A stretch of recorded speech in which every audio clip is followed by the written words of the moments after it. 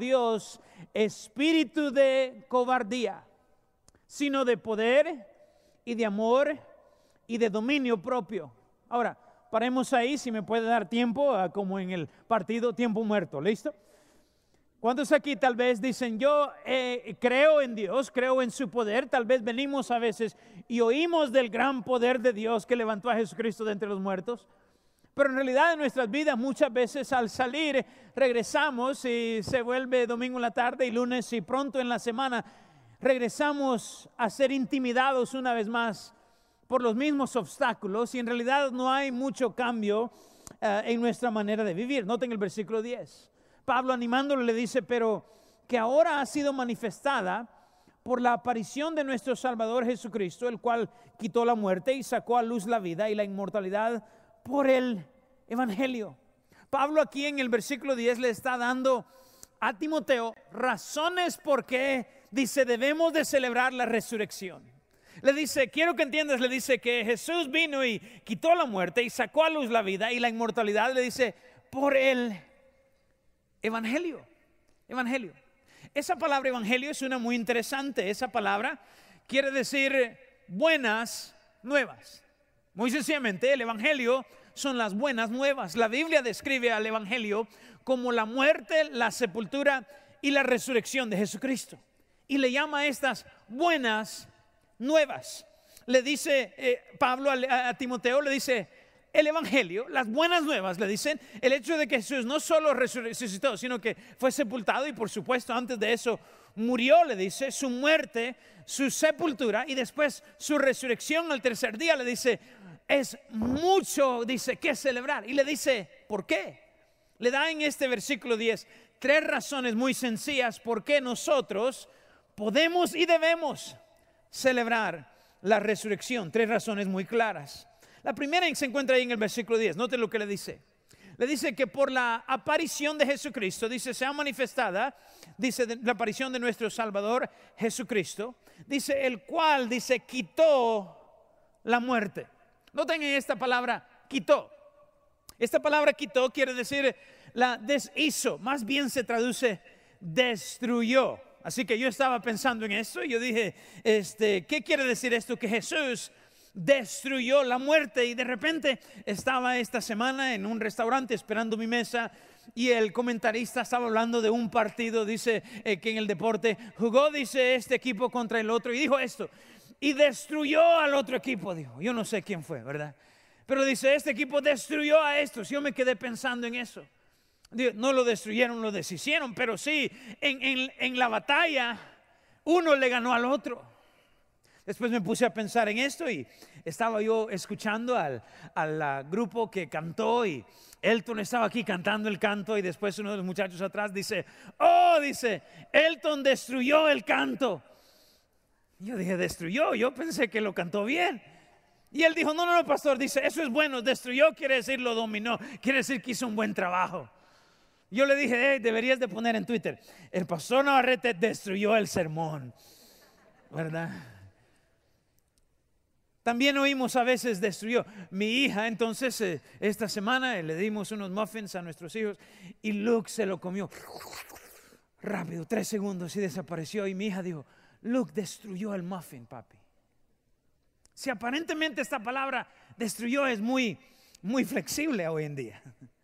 La palabra de Dios dice, y Pablo razona con Timoteo, le dice, mira, Jesús destruyó la muerte. Le dice, Timoteo, razona con él Pablo, dice, ¿cuál es el enemigo más grande que todos enfrentamos? ¿Cuál es el enemigo más poderoso que todos vamos a enfrentar? ¿No es la muerte?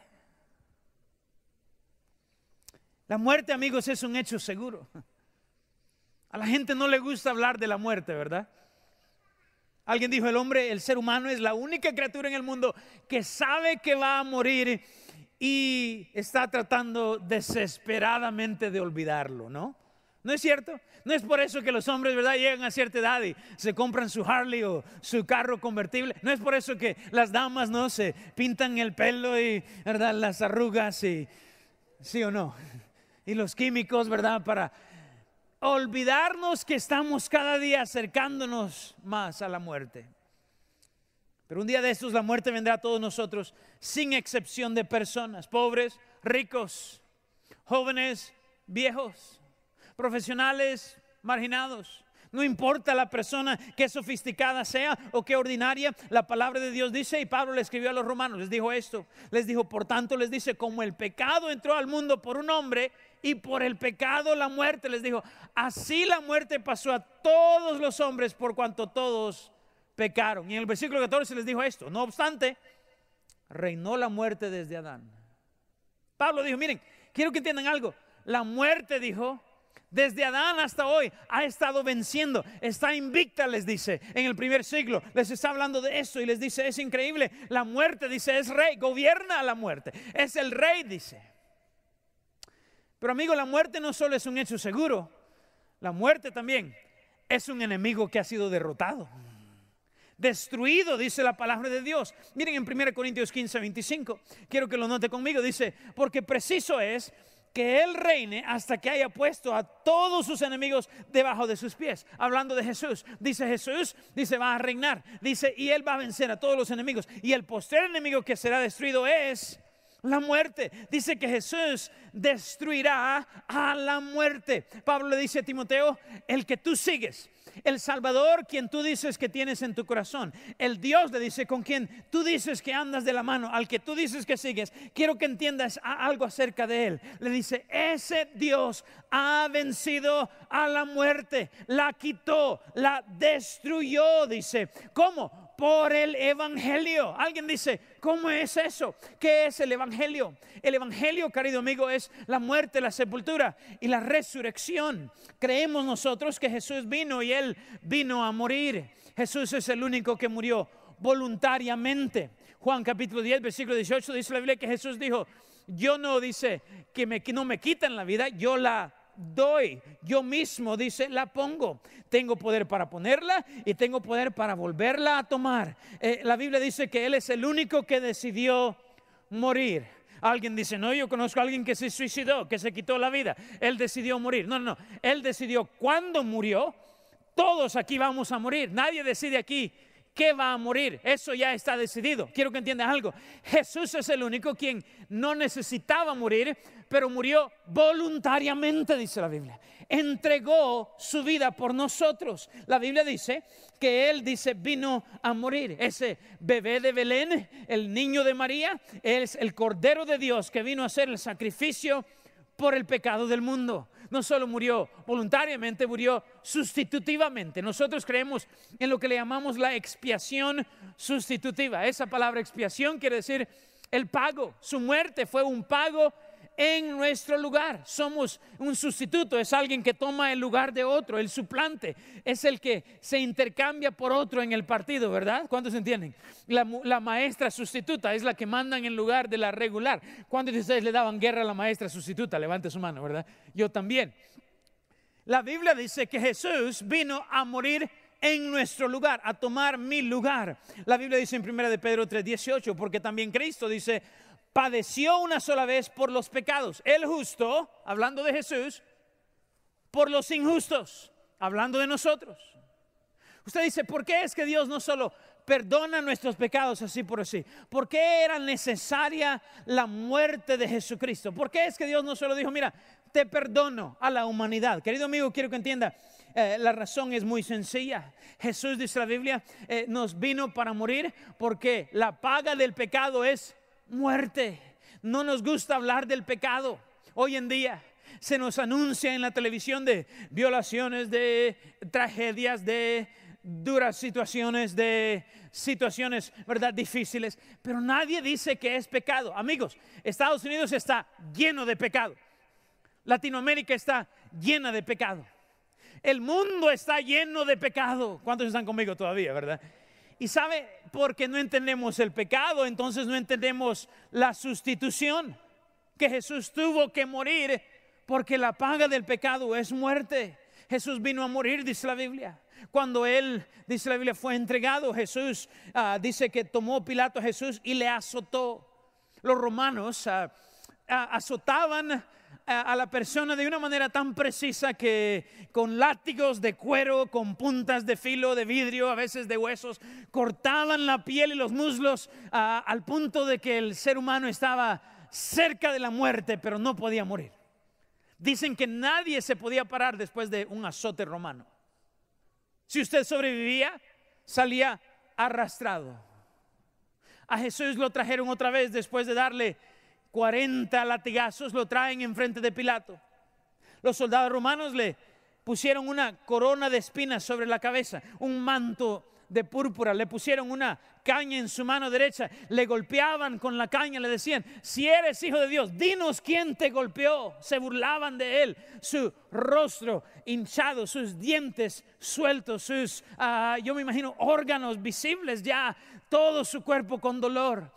Con razón no pudo cargar su cruz. Lo llevan al monte de la calavera, le clavan a una cruz, siempre en el nervio. La intención de los romanos era de que el ser humano sintiera horrible terror y dolor y sufrimiento. Y ahí le clavaron los pies, y cuando subieron esa cruz, él tenía que extenderse para respirar, y agonizando ahí, dice la palabra de Dios que él dijo las palabras: Dios mío, ¿por qué me has desamparado?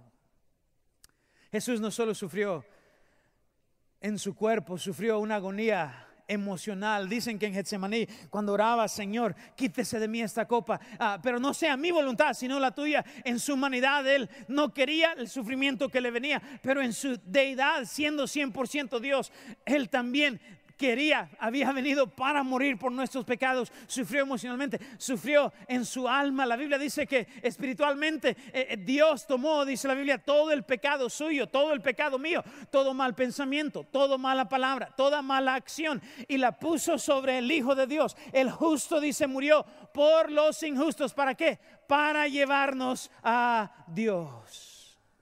Isaías dice: ciertamente Él llevó nuestras enfermedades, Él sufrió nuestros dolores. Nosotros le tuvimos por azotado, por herido y abatido, mas Él herido fue por nuestras rebeliones, molido por nuestros pecados. El castigo de nuestra paz fue sobre Él, y por su llaga fuimos nosotros curados. Quiero que entienda algo: Jesús tuvo que morir porque Dios puso sobre Él, dice la Biblia, el precio, todos los pecados de la humanidad. Él sufrió ahí. Cuando Él murió, dijo: consumado es. Eso quiere decir, se acabó, se pagó. La obra se acabó. Él pagó por sus pecados, Él pagó por los míos. En la cruz del Calvario, dice la Biblia, Él sufrió así, y lo sepultaron.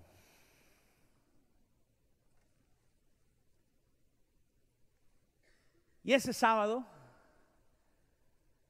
el cuerpo de Jesús estaba en esa tumba, la tumba de José, recién hecha. Si usted va ahí, todavía puede ver donde al final, a la última hora, hicieron espacio por un cuerpo más alto. Pareciera el último momento, porque la tumba no era para Jesús, era prestada. La muerte invicta desde Adán dijo: jaja, le gané, lo derroté, es mío, soy rey. Pero al tercer día Él resucitó de entre los muertos, dice la Biblia.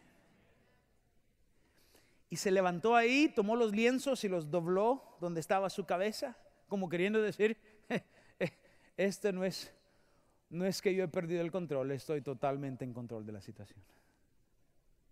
Yo imagino que el Hijo de Dios fue a la muerte y le quitó del trono y le tiró en el suelo y le quitó su aguijón, le puso su pie sobre su cuello y le dijo: muerte, yo reino aquí. Jesús destruyó la muerte. La muerte es un hecho seguro, pero amigo, la muerte es un enemigo vencido. Venimos esta mañana entonces y Nos gozamos. Pablo se gozó. Les dijo a los corintios en 1 Corintios 5:20, mas ahora Cristo ha resucitado de los muertos. Primicias de los que durmieron es hecho. Esa palabra primicias quiere decir que Él es el primero. El sacerdote tomaba el primer fruto del campo y lo llevaba al altar y lo mecía enfrente del Señor. Esa era la primicia. Lo que estaba queriendo decir era una fiesta conmemorando que Dios había cumplido su promesa. Dios había dado fruto en el campo. Y la primicia quiere decir que después de ese fruto hay mucho más que viene. Amigo, cuando Jesús salió entre los muertos, esa es la primicia. Eso quiere decir que podemos pararnos aquí y decir, hey, gocémonos. ¿Por qué? Porque Él vive, viviré yo mañana, dice la palabra de Dios. Hay esperanza para los que están en Cristo. Pablo le dice a Timoteo, recuerda que al Cristo en que tú crees, al Dios con quien tú dices vas de la mano, el Jesús quien tú sigues, le dice, ese Cristo venció la muerte. ¿Qué te debería de intimidar? ¿Dónde está, oh muerte, tu aguijón? ¿Dónde está, oh sepulcro, tu victoria? La Biblia dice, gracias sean dadas a Dios que nos da la victoria por medio de nuestro Señor Jesucristo. Tenemos la victoria por Jesús. Por el Evangelio sabemos que porque Él resucitó, Él es victorioso. Hace unos días estábamos, mi familia y yo íbamos en rumbo a un vecindario a tratar de invitar a algunas personas a la iglesia, y les voy a ser honestos, había sido un día muy difícil, una semana muy difícil, muchas cargas aquí en la iglesia bautista, y yo iba en el vehículo, íbamos juntos y llegamos a la luz roja, y mis hijos varones siempre se fijan en los carros. Uno de ellos dijo, papi, ¿qué es ese carro? Mi esposa se quedó viendo y yo vimos, y era un carro de esos, un Cadillac, un carro fúnebre. Y adentro llevaba un ataúd, y yo le expliqué a mis hijos, les digo, este es un carro fúnebre. Mi esposa dijo, pues, qué bonito. Y le digo, pues, ¿quién no tuviera un carro bonito si todos nosotros somos sus clientes? Le digo yo. Yo honestamente un poco cínico, y me le quedo viendo, y yo creo que el señor del carro fúnebre, ¿verdad?, sintió que lo estábamos viendo y se me quedó viendo a mí y empezó a sonreír. Y yo les dije, mírenlo, me está viendo. Me está queriendo decir, tú sos mi próximo cliente. Yo le sonreí, saludé. Seguimos en el camino. Pero me puse a pensar en algo un poco más profundo. Me puse a pensar, sí, es cierto, un día yo voy a ir en esa carroza. Pero no voy a ir yo ahí, porque mi alma va a estar gozando del cielo. Porque Jesús dijo, el que cree en mí, dijo, aunque esté muerto, eso es la separación del alma y del cuerpo, dice, su alma, dice, vivirá. Eso es, estará tan vivo como nadie por toda la eternidad. Y yo estoy aquí pensando, y me puse a pensar en esto. Pablo le dice a Timoteo, yo no sé qué tú enfrentas, pero si Jesús venció hasta la muerte, le dice, no puede Él con el problema que tú enfrentas. Por eso es que no solo es este domingo, sino todos los domingos del año, que como cristianos que creemos en Jesús venimos y celebramos su resurrección. Él vive. Y porque Él venció la muerte, ¿cuántos entienden? Él puede con cualquier problema que usted y yo enfrentamos. Pero no solo eso, vemos que Él quitó la muerte. Noten el versículo 10. Pablo continúa y le dice, pero ahora ha sido manifestada por la aparición de nuestro Salvador Jesucristo, el cual, noten aquí, le dice, venció la muerte y sacó a luz la vida. La palabra de Dios dice que Jesús, dice, no solo nos venció al enemigo de la muerte, sino que también dice, nos expuso, nos demostró la vida. Cuando Jesús venció la muerte, eso trata con el pasado. Eso trata con mis pecados, gracias a Dios por ello. Qué bueno es saber que usted va al cielo. Pero la palabra de Dios dice que mientras que usted y yo estamos aquí, estamos pensando en problemas aquí en la tierra. La verdad es que yo me acuerdo, iba a la iglesia y se predicaba de la salvación y ir al cielo. Y yo como niño decía, qué bueno sería saber que voy a ir al cielo. Pero yo decía, ¿qué tiene eso que ver con mi vida hoy? Si a mí me faltan, decía yo, unos 60 años para morir. ¿Qué de mi familia? ¿Qué de mis finanzas? ¿Cómo voy a ganar mi vida? ¿Qué de mi felicidad? ¿Cómo voy yo a alcanzar la satisfacción que tanto deseo? ¿Con quién me voy a casar? ¿Cómo va a afectar mi hogar un día? Y pronto aprendí que el ser salvo cambia no solo su eternidad, querido amigo, pero quiero que entienda, también mejora su vida diaria. Si no hubiera cielo e infierno, el cual lo hay, y si no lo hay, déjeme decirle, Jesús es un mentiroso, pero la Biblia nunca se equivoca, Jesús nunca mintió. A propósito, si Él resucitó de los muertos y fue visto de 500 y de cientos a la misma vez, ¿cuántos creen que deberíamos de creer lo que Él dice, no? Pero aún si no hubiera cielo e infierno, quiero decirle algo. Yo, después de ser salvo, pronto aprendí de 8 años que la vida cristiana es la mejor vida que se puede vivir. Aprendí que el ser salvo sí cambia tu eternidad, pero también mejora tu vida diaria. Aprendí que Jesús no solo vino para que el Dios del cielo viniera aquí a la tierra también, y no solo para que el hombre fuera un día al cielo, sino también para que el Dios del cielo viviera aquí en mi corazón por medio del Espíritu Santo de Dios que recibimos cuando somos salvos. Y pronto yo empecé a descubrir que Jesús en verdad hace esto. También sacó a luz la vida, también nos mostró cuál es la mejor vida que podemos vivir. Y yo le puedo decir, esto es digno de celebrar. Estoy convencido, tengo una convicción, esto de que desde mi juventud he creído esto, que la mejor vida que se puede vivir es la vida en Cristo, es sirviendo al Señor. Usted dice, ¿por qué? Hay 3 cosas que la vida cristiana nos provee. Hay 3 cosas que el Señor Jesús sacó a la luz. Lo primero, nos dijo y nos enseñó que la mejor vida es una relación personal con Jesucristo. Querido amigo, la Biblia dice en Juan 17:13, esta es la vida eterna, que te conozcan a ti, el único Dios verdadero, y a Jesucristo, a quien has enviado. La Biblia dice que la vida cristiana, querido amigo, yo no sé qué ha oído usted del cristianismo, quizá algo que le oyeron los noticieros, alguien le dijo ahí, los cristianos piensan esto, hablan así, o dicen esto de tal persona. Pero quiero que entienda algo, la vida cristiana primordialmente en su esencia, en su base, si lo tomamos en lo más básico, la vida cristiana es una relación personal con Jesús. Es un diálogo diario. Los que conocen a Cristo hablan con Él. Él habló conmigo esta mañana de una manera tan real, por medio de su palabra, tan íntima, tan personal. Yo le hablo por medio de la oración.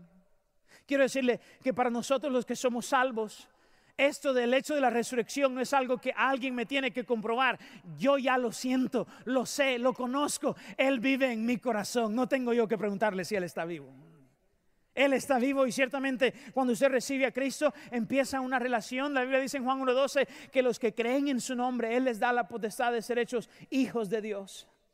Por eso es que en la historia de la humanidad el Dios del cielo, yo creo, menea la cabeza cuando ve al ser humano tan religioso, tan digno y tan dispuesto a adorar a veces a un santo, a un personaje, a un hombre que se para detrás de un púlpito, tal vez con una gabacha. Y yo creo que el Dios del cielo ve y dice, ¿qué? ¿Adoras a ese? No lo puedo creer. ¿No sabes que yo soy el único que te puede traer satisfacción?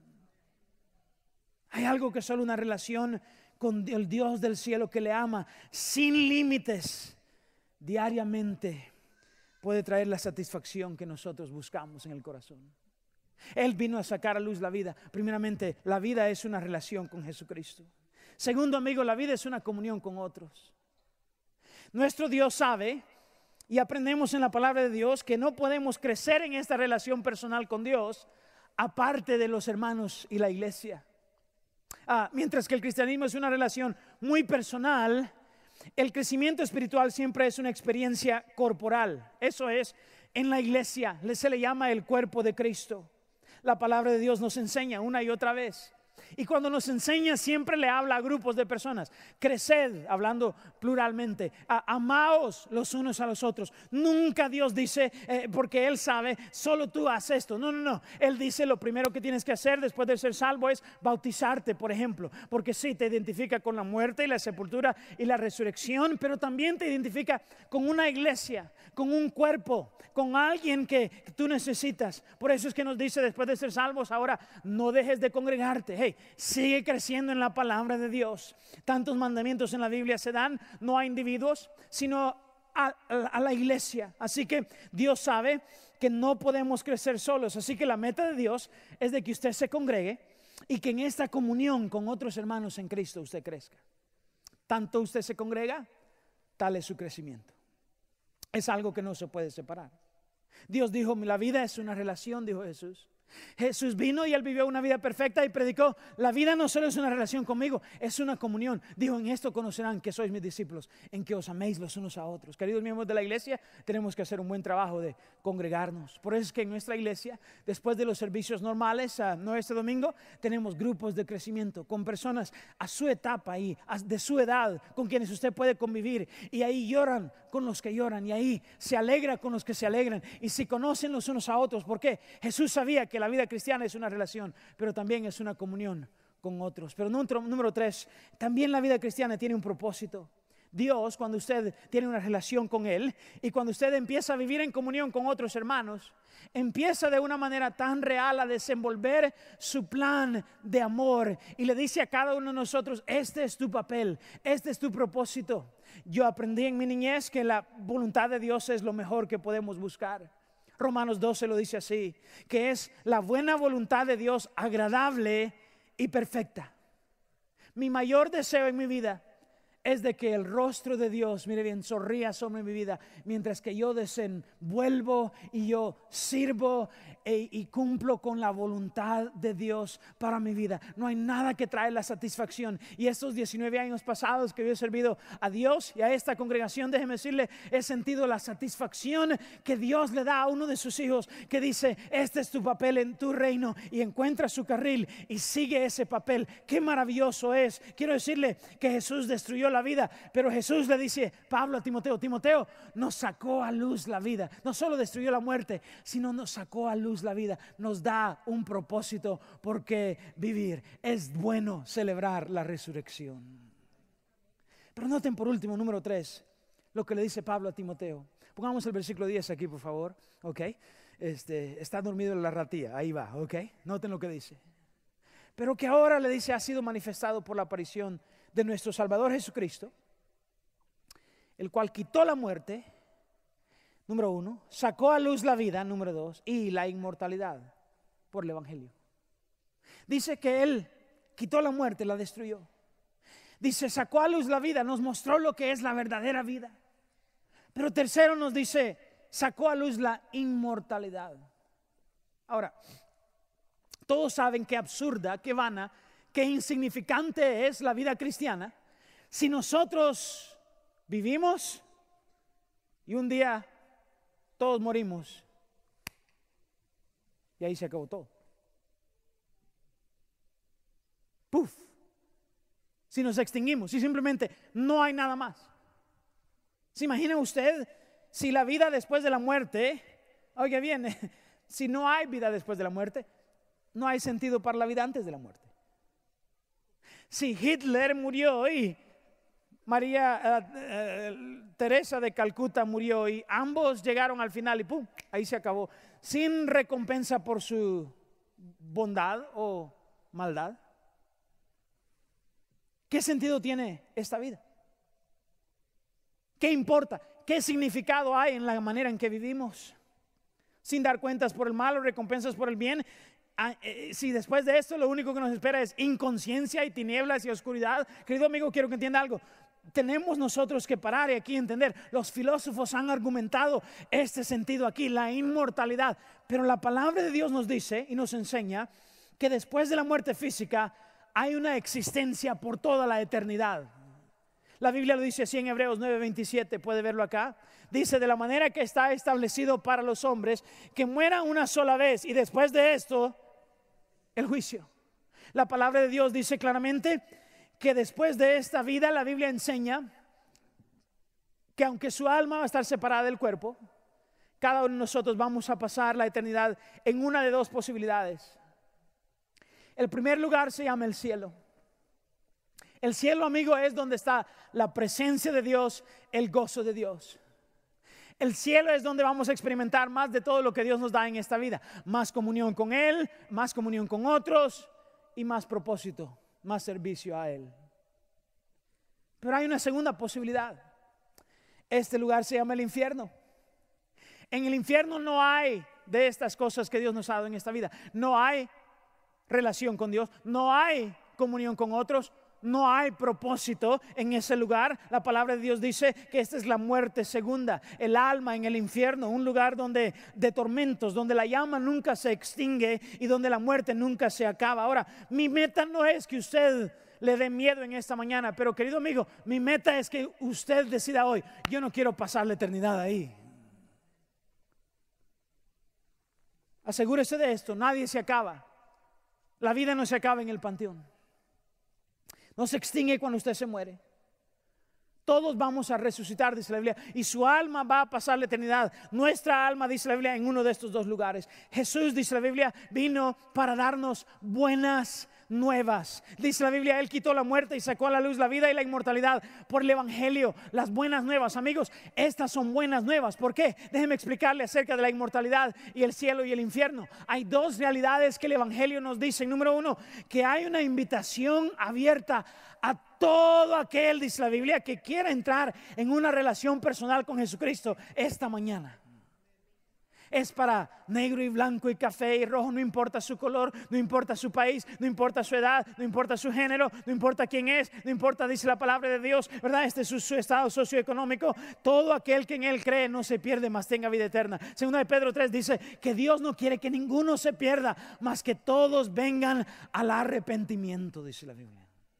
No solo hay una invitación abierta hoy, Dios invitándole a cada persona que quiere venir y ser salvo, sino que número dos, la salvación es gratuita.